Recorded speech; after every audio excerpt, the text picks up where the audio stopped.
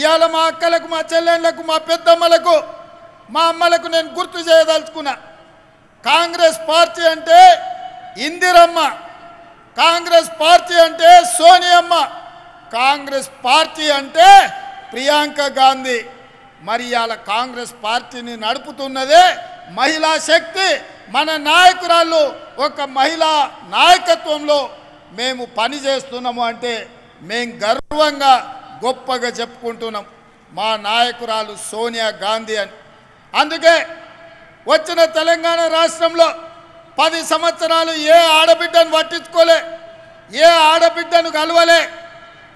ఆనాటి ముఖ్యమంత్రి ఆడబిడ్డలు ఎట్లున్నారని అడగలే, మహాలక్ష్మి గ్రూపుల పరిస్థితి చూడలే, మీకు పావుల వడ్డీ ఇయ్యలేదు, సున్నాకు వడ్డీ గురించి మాట్లాడలేదు. మీ సంఘాలను దివాలా దీపించి మీ ఉసురు తలిగింది కాబట్టే ఇవాళ ఉద్యోగం ఊడిపోయి ఫామ్ హౌస్లో వండుకున్నాడు. వెనకటికి మన పెద్దలు చెప్పిండ్రు, ఆడబిడ్డ కన్నీరు పెట్టద్దు, ఏ ఇంట్లో ఆడబిడ్డ కన్నీళ్లు పెట్టదో ఆ కన్నీళ్ళు ఊరికే పోవు, తప్పకుండా బలి తీసుకుంటాయని. అందుకే తెలంగాణలో ఉన్న ఆడబిడ్డలు 10 సంవత్సరాలు కష్టాలలో కన్నీళ్లలో కేసీఆర్ కనికరం లేక సంఘాలను దివాలా దీపిస్తే ఆడబిడ్డలందరూ కంకణం కట్టుకొని కేసీఆర్ను బండకేసి కొట్టిండ్రు, 100 మీటర్ల గోతి తీసి పాతి పెట్టిండ్రు. అందుకే ఇవాళ ఈ వేదిక మీద ఇందిరమ్మ రాజ్యం కాంగ్రెస్ ప్రభుత్వం వచ్చింది. ఇవాళ కాంగ్రెస్ అధికారంలో ఉంది అని అంటే మీ సోదరుడుగా, మీ అన్నగా, మీ తమ్ముడుగా, మీ రేవంత్ అన్నగా ఈ తెలంగాణ రాష్ట్రానికి ముఖ్యమంత్రి అయినంటే ఈ ఆడబిడ్డల ఆశీర్వాదం ఉండబట్టే,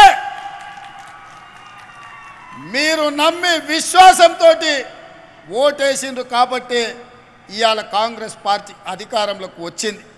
అందుకే ఆడబిడ్డల ఆశీర్వాదం తీసుకొని డిసెంబర్ 7 నాడు ఎల్బీ స్టేడియంలో కాంగ్రెస్ ప్రభుత్వాన్ని ఏర్పాటు చేసి డిసెంబర్ 9 నాడు 48 గంటలు తిరగకుందే మా ఆడబిడ్డల ఆశీర్వాదంతో మా ప్రభుత్వం ఏర్పడ్డది, వాళ్లకు మేలు చేయాలని ఆర్టీసీ బస్సుల్లో ఆడబిడ్డలకు ఉచిత ప్రయాణాన్ని కాంగ్రెస్ పార్టీ ఏర్పాటు చేసింది.